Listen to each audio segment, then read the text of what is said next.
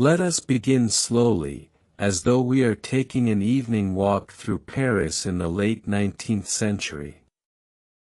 The year is sometime in the 1890s, and the city is alive with a kind of quiet vibrancy that settles in as the day begins to fade.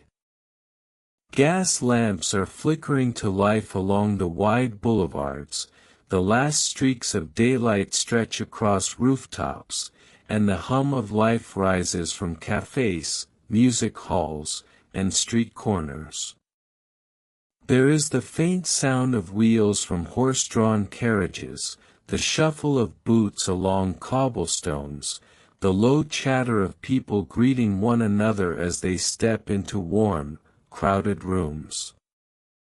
And if you listen carefully, drifting on the night air, you might catch the far-off sound of an accordion being played somewhere near the river Seine. Among all these sights and sounds, one small detail begins to emerge as something distinct, something that defined the evenings of Paris during this era.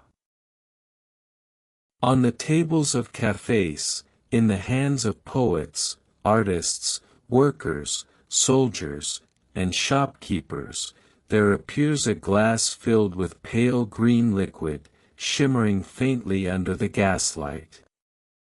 This was absinthe, the so-called green fairy, and in the 1890s it was not just a drink but a craze, a ritual, and for some, even a muse. Absinthe was not consumed quickly or casually. It was a drink surrounded by a careful performance, a ritual that took time and attention. First the liquid, deep green and clear, was poured into a glass. Then a flat spoon, pierced with holes, was laid carefully across the rim. On this spoon rested a sugar cube, dry and waiting. From a carafe of cold water, or from a special fountain designed for this purpose, water was dripped slowly, almost drop by drop, over the sugar. The cube softened, broke apart, and dissolved, the sweet liquid falling into the absinthe below. As the two combined, the drink transformed. No longer clear, it turned cloudy and milky, shimmering like opal. This moment, called the louche, was the heart of the ritual. To watch the green liquid slowly cloud was to watch something ordinary turn into something dreamlike. For those who drank it, the ritual mattered almost as much as the taste. Even more important was the setting. By the 1890s, cafés in Paris were not only places to drink, they were social stages. These cafés were the meeting grounds of the city.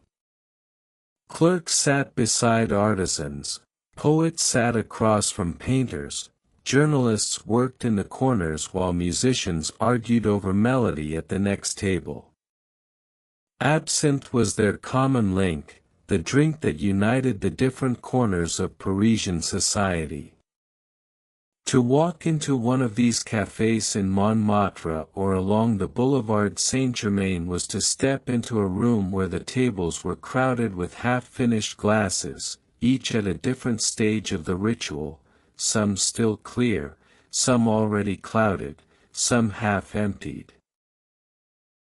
Waiters moved quickly between chairs carrying tall carafes of water, the sound of spoons clinking against glass mixed with the hum of conversation. It was not. There is a saying that every city has its heartbeat, and in the Paris of the 1890s, that heartbeat seemed to quicken with the turning of the clock hands toward 5 in the afternoon. For 5 o'clock was not simply another moment in the daily march of hours, it was something more ritualized, more anticipated. It was called l'heure verte, the green hour. This was the time when cafés across the city began to fill, when waiters polished their absinthe spoons and lined up the delicate glasses, ready to receive the stream of pale emerald liquid that would cloud into milky opalescence once water was trickled over sugar. The green hour was not confined to any single class or district. It did not belong only to the grand boulevards, nor solely to the smoky back alleys. It was a ritual shared alike by students and aristocrats, by workers fresh from their shifts and poets newly risen from their beds. At 5 o'clock, Paris seemed to soften. The rush of carriages in the streets slowed just slightly. Newspapers came off the presses.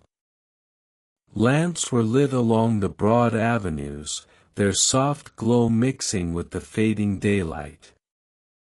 And into this mellow transition poured absinthe, as though the entire city had conspired to blur the edges of the day. Imagine yourself walking through one of those grand Parisian streets. The shopkeepers are pulling in their displays, the booksellers along the Seine are closing their stalls, yet just as shutters fall, doors of cafés swing open wide. Inside, the first patrons of the evening lean across little marble tables, their voices already rising in cheer. Some are already on their second glass, though the hour is early. A waiter stands poised at the bar, his tray shining with polished silver. On that tray sits the carafe of chilled water, its surface glistening with condensation, ready to dilute the sharp spirit in each waiting glass. There was a strange democracy to this custom. In the working-class districts on the outskirts of Paris, factory men and cart drivers embraced the green hour with as much passion as did painters in Montmartre. For the price of a single glass, the world seemed softer, more forgiving. One could set aside fatigue and disappointment, at least for a while. And in the boulevards, where the bourgeois families strolled with their children and governesses, even there the cafés were dotted with well-dressed ladies and their companions, savoring the cloudy green concoction as though it were the very essence of refinement. To understand why the green hour gripped Paris so deeply, one must picture not only the act of drinking but the atmosphere it created. Absinthe was not taken hastily. It was not gulped down as a shot of harsh spirit might be. No, absinthe demanded time. It demanded ritual. One did not simply pour and swallow. One placed the slotted spoon across the rim of the glass, balanced the sugar cube carefully atop, and then, with steady hand, dripped chilled water over the cube until it dissolved, and the M. Paris in the 1890s was not merely a city of boulevards, lamplight, and music drifting from cabaret halls, it was also a city of faces. Faces pressed close together in smoky cafés, faces half hidden behind plumes of cigarette smoke, faces tilted over cloudy green glasses of absinthe. To understand the craze, one need not only consider the drink itself, but the people who orbited around it, who shaped its ritual, who became its unwitting characters in an ongoing play of intoxication and routine. If you sat quietly in a corner of a Montmartre café in those years, the kind where the floorboards creaked and the tables were worn smooth by countless elbows, you could observe the entire spectrum of Parisian life gathering around the emerald drink. And so, let us settle ourselves into such a corner. Imagine the scrape of chair legs, the faint glisten of oil lamps, the dull sound of rain outside, and the endless rhythm of water dripping slowly into the awaiting glass of absinthe. Through such patient observation, the life of Paris begins to unfold. The first to catch the eye is always the painter. He is young, no more than 23 perhaps, with hair that refuses the discipline of a comb.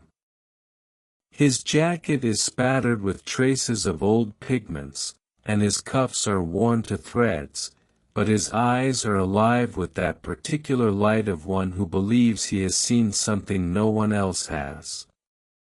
He stares at his glass as though it were a canvas itself, waiting for the water to draw out hidden colors. To him, absinthe is not simply a drink but a ceremony of vision. One might say that without it, his sketches would be ordinary, but with it, he believes he glimpses new forms, strange angles, patterns hidden in the smoke. Of course, most of his canvases never sell. They lean stacked in corners of damp rooms, waiting for recognition that never arrives. But in that moment, in the café's warm light, he is certain he is touched by inspiration.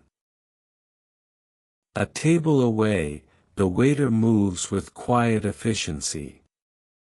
He is a man in his 30s, with the look of one who has spent his entire life carrying other people's evenings upon his shoulders. His apron is spotless at the start of each day, though by night's end it bears traces of spilled water and scattered crumbs. He does not drink absinthe himself, though he knows more about it than most of his customers. He knows who prefers a single sugar cube and who insists on 2. He knows which patron sips slowly, stretching one glass over an entire evening, and which require another round within minutes. He knows the arguments that begin with laughter and end with broken bottles, and he knows how to quiet them before the gendarmes are called. Though he never touches the green fairy, she lingers all around him, whispered into his ears in the half-senseless mutterings of men too far gone. To him, it is not a muse but a constant shadow, and yet without it, he would have no work. Near the window sits a lady of a certain age, finely dressed, her glow. Paris in the 1890s was not a city of silence. The clatter of carriage wheels on cobblestones, the laughter spilling from cabarets, the chime of café glasses as they touched in quiet toasts, all of it blended together into a background hum that was unmistakable. Yet, above all these sounds, there was another rhythm, softer but more insistent, the measured drip of water into a glass of green. Absinthe, the drink of the decade, was everywhere. The absinthe craze had seeped into every part of Parisian life, from the grand boulevards to the narrow alleys. It was no longer only the painters in Montmartre or the poets scribbling at wooden tables who leaned into its emerald embrace. It was the shopkeepers, the workers, the singers, the widows, and even the silent observers like the police inspector who pretended to scowl at it while secretly counting the money it poured into the city's veins. The haze spread across the city not like a fire, but like a mist, slowly wrapping itself around every passerby. I often think of the glassmaker of Rue de Charenton, a quiet man with strong hands and careful eyes. He was not an artist in the sense that Montmartre celebrated, but his craft supported the art of drinking.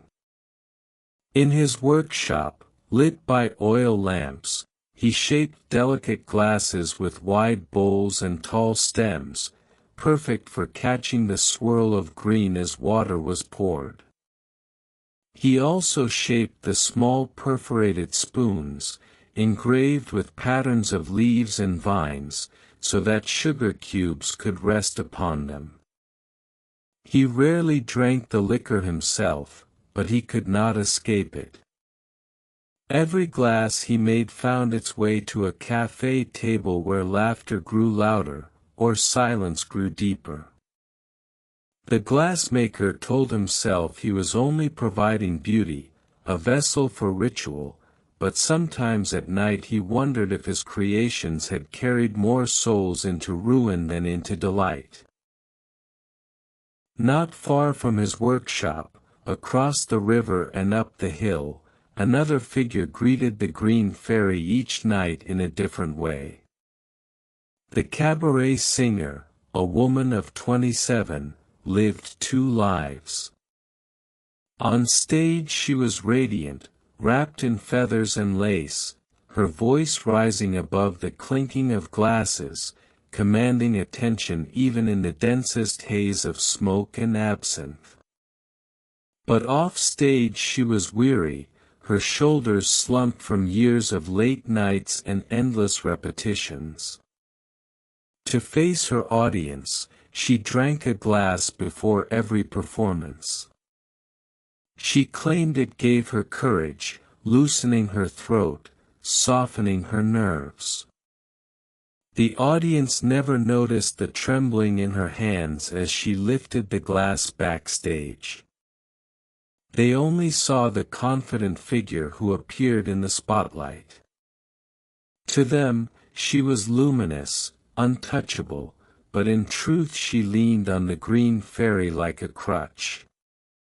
The cafés that filled with artists, singers, and dreamers were also watched from the shadows by those tasked with keeping order.